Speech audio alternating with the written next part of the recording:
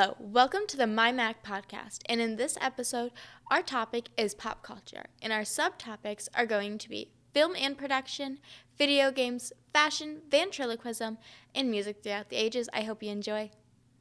Hello and welcome to this segment of the My MACC Podcast. Today we'll be talking about film and video production, and today I'm joined by Logan and Will. So, as far as I know, you guys have created your own films and stuff like that, correct? Yeah. So, what led you to making film and video? Just watching video essays about analog horror.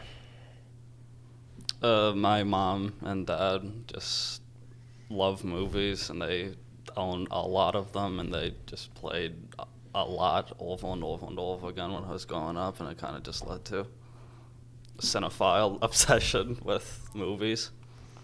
So, what movies are you into?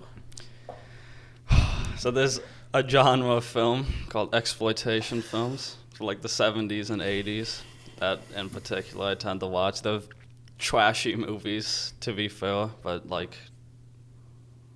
it's slasher film genres contained within it, like Friday the 13th. There's also co-exploitation, like Mad Max. Mm-hmm. I just love those types of schlocky, action-filled, bad acting movies. Would you say those inspire your film making? Absolutely. So what kind of film projects have you made? For my science class, we were meant to do a short video project, but she ended up letting us do an actual filming thing. So me and my two friends made a black and white silent film horror movie. A guy is melting. Another one is this bizarre 1960s newscaster called The Sweet Johnny Queen Show, where Logan played a character in the National Guard as they were hunting for a mutant loose in Michigan. Mm-hmm. So you produce your own music for films, correct? Starting to do that, yeah. So, how do you get into the mindset of, what you want to, sound like in your films? So, what I've been trying to do is, listen to music that is reminiscent or what I want to make. And then I try and, pick details apart, what the piano sounds like, what they do for drum patterns, tempo, pace, things like that. How do you approach brainstorming a new film project? So, I don't know, I'll just usually either sit there and think, or I'll just go on YouTube and look up, analog horror, or look up film ideas or something like that. Could you describe what analog horror is? Analog horror is, a newer film style that uses, nostalgia to, kind of not necessarily weaponize against the viewer, but get the viewer in a sense of comfortableness, and they can just use that sense of comfortableness to slightly change something to make the viewer experience more extreme senses of uncomfortableness or unease. Leaning back to the MACC and the program Mm-hmm. itself, what led you to join the digital arts program? Well, I didn't really know what was going on in the digital arts program, but then I learned that they had video, and that was something I really was interested in, so that's kind of what drew me here. What led you to join the digital arts program? My mom had really wanted me to go, and looking at all of the options, digital arts just was creative based and making things like video and photos, and I just like that kind of stuff. Why do you like that kind of stuff? Do you know? It's just fun, I guess. I just enjoy coming up with stupid stuff to do. All right.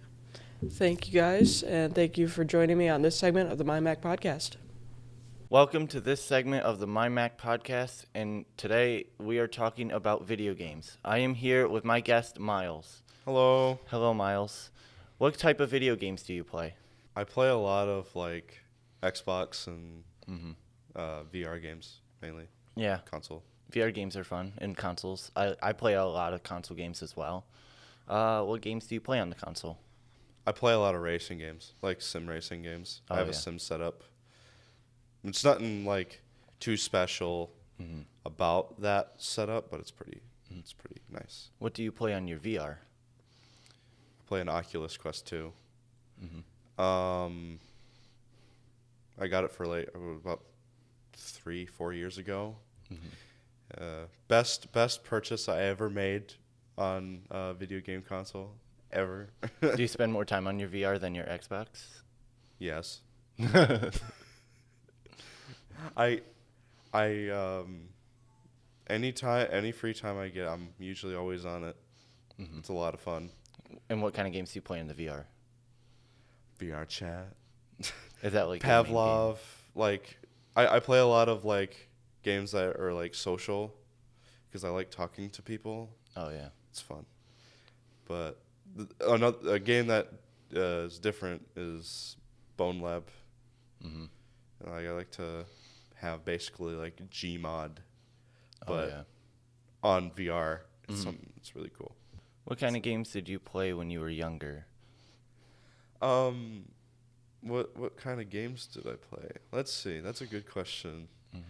A lot of the games I used to play was like from the Wii, like from like the first few days, because my family got a Wii, and I think Wii Sports came with it, right?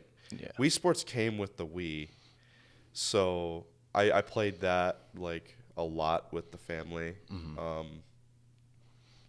It's pretty. I played a lot of Wii Sports as well. It was Yeah. fun. And how much has your game changed from what you played then and now?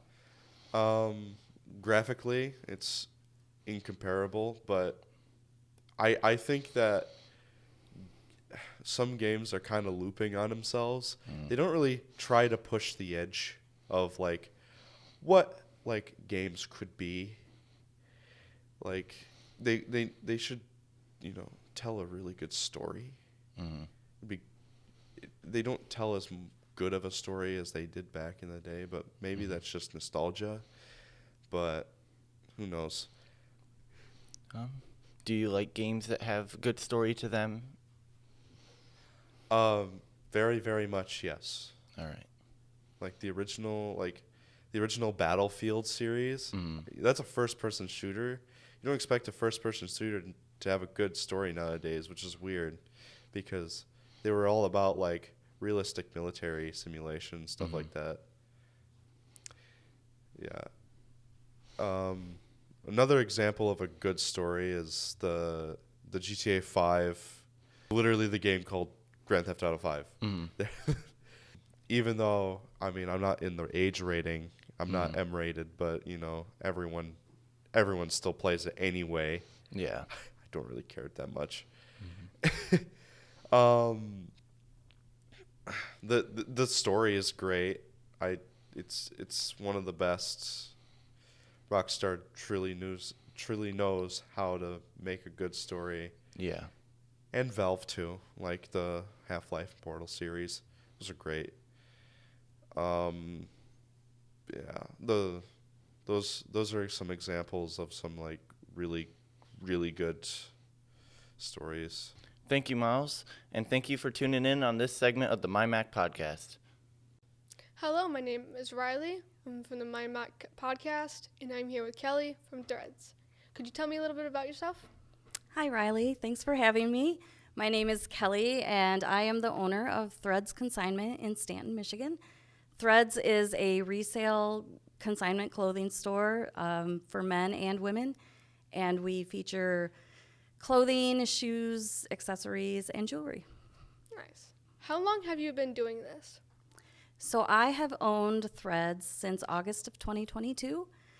But prior to that, I have been reselling online through the Poshmark app. I began Poshmark in 2015, and 2025 will be my 10-year anniversary. How did you start your business? Both of my reselling business actually started by accident. I was not looking to be a reseller. I actually was a librarian for 30 years, and in 2015, my daughter introduced me to the Poshmark app because she wanted to buy a pair of Nike shoes. I had never heard of Poshmark before, but I signed up and bought her the shoes, and ever since then, I was hooked. I have been reselling on Poshmark for 10 years. It started as a hobby, and it is now my full-time business, as well as owning the Threads consignment store in Stanton. What is your favorite thing about fashion? My favorite thing about fashion right now is that there are no rules, and everyone can just decide what it is that they want to style themselves. And I love that with my consignment store, because I work with so many different consigners. I have 150 people bringing me items, so there's a big variety of what you can choose from. And with the consignment, because the price point is so low, it's easy to step into any style you want on a budget. What types of clothing sell out the fastest?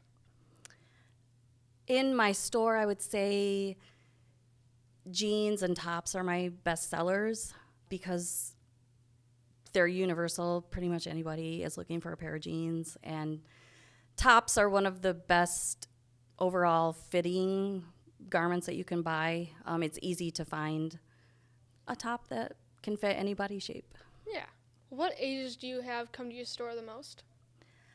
I am focused on men's and women's, so I would say adults come to my store most frequently, and I do have a variety of age range shoppers, but I would say the general age is between 30 and 50. Is there a certain type of clothing you like the most? My personal style is anything that is comfortable and just fits my body shape. I really tend to gravitate toward just nice feeling fabrics and loose fitting garments, nothing too constrictive. Why do you feel that resale is important? I love this question. It's very important to me because the fashion industry is one of the most wasteful industries in the world. Just for example, it takes 1,800 gallons of water to produce one pair of jeans, and the average American discards over 80 pounds of clothing every year into landfills. So to be able to resell clothing and extend its life and extend all the resources that were used to produce it, I find it very important and essential to helping our planet. Thank you, Kelly, for coming out and talking on my podcast. This is Riley, out. Hello, my name is Cassie, and today in this section of the My MACC Podcast, I have Wyatt Gallagher and his ventriloquist dummy, James. Hi, I'm Wyatt Gallagher. And I'm James. How you doing, folks? Good, how are you guys? I'm doing pretty good. I don't know about Wyatt. I'm doing pretty good, too. Yeah. To start off, how did you get started with ventriloquism? Well, I saw Joey on Full House, and I wanted a ventriloquist dummy. And after I got one, I saw Jeff Dunham and Darcy Lynn, so I wanted to do what they did. How long have you been doing it? It'll be 5 years in December. That's actually really cool. How many different performances do you have that you do with James? Well, I have varieties of shows that I do, and I just try to get out there as much as I can. Do you have like a favorite one that you do? I would say the Greenville variety show that I did, I don't know how much months ago, but it was fun. Is there a certain group or like certain like age range of people that you typically perform in front of? All. I do like all of them. And with being in 8th grade, correct? Or 7th? Seventh. Okay. Has there been any challenges that you've had with being so young doing it? No, not really. I get through it. Are you hoping to like continue doing this for like many years, like even throughout high school and everything and further? Yes, it's so fun. I would like to be on AGT someday, like Darcy Lynn, and I want to be better than Jeff Dunham. Pretty ambitious goal of you. I like that. Is James your only dummy that you have, or do you have more? I have 16 more, but my 3 main ones are James, my ventriloquist dummy Chloe, and Grandpa Al. Okay. Do they all do like the same kinds of acts and performances, or do they do different ones? Well, I sing a lot, but sometimes he gets on my nerves, so I don't do it. I don't really pay attention to Chloe and Grandpa Al. James, do you have any that you like doing the most, or do you really just prefer singing? Well, singing's pretty fun. Yeah. I love to argue with him, but those are his ideas. Do you have any advice that you'd like to give to anyone that is thinking about doing ventriloquism? Well, all there is for you to know is you need to practice. That's how I got where I am today. Practice, practice, practice. Anything else that you'd like to add about doing ventriloquism or anything? I do. It is so fun. He don't need a life. Do you have any platforms that you have on social media that you use to promote it? I have a YouTube channel. It's called Wide in the Dummies, and James is on there too. Yeah. Thank you so much, Wyatt and James, for joining me here today to talk about ventriloquism. And today, this has been my segment of the My MACC Podcast. Thank you so much for watching, and tune in next time for my next episode. Hello, my name is Toby, and I'm here with the Montcalm Area Career Center podcast. I am here with my 2 guests, and now, Seth, would you like to introduce yourself? Yeah, my name is Seth Thomas Sutton. I am the department chair for the Arts and Humanities Department at Montcalm Community College. Alrighty, and would you like to introduce yourself? Yes, my name is Tore Skogset, and I'm one of the counselors at MCC, but I also teach the history of rock and roll. Alrighty, and today we're talking about the subject of music and its history throughout pop culture. And so my first question for you both is, how has culture changed the music industry throughout the years? I think probably the biggest change in the music industry that has been started by culture essentially is the fact that it is so much easier to get a hold of culture now than what it ever was. I think when you start looking back at the early days of any kind of industry related to music outside of the local or smaller community things, because you always had community orchestras, you had community musicians that played locally. If you think back to the great American music forms like the rock and jazz, the scenes were very regional, and go further back to blues. The scenes were very, very regional in the beginning, and it wasn't until you started recording and people started having the chance to have record players in their homes that you started spreading it a little bit more. Obviously, radio was a big part. I can't underestimate radio in this either. But it's really gone in that sense. It's gone from being a localized scene that is grown and expanded, and now over the last 10, 15 years in particular, when we all have our cell phones with access to just about any kind of music, any kind of culture that's ever been recorded and released, it's all in our pockets, and that's really changing the music industry as well. That's really that's put the music industry quite upside down more recently. So how do you think the messaging inside of music has changed since we've gotten more access to other cultures? I think it depends on what you listen for.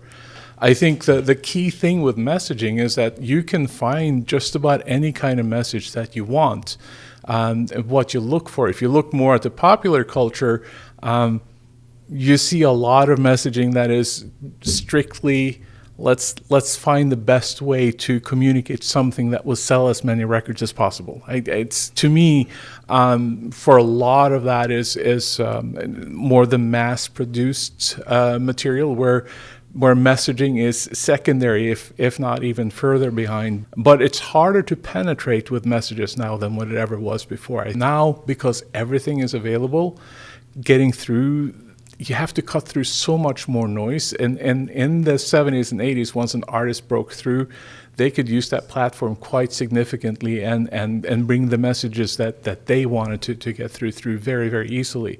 You have some that do that now as well. You can see whatever you want about Taylor Swift. I know she kind of tends to really divide people, but what she is doing is that she is bringing the platform that she has built to bring her own messaging forward. She's championing her causes, and whether you agree or disagree with that, she's able to say to state them, and people are able to hear them. Thank you for watching this episode of the My MACC Podcast. And on behalf of Reef, Trent, Riley, Toby, and myself, we thank you so much for watching, and join us next time for our next episode.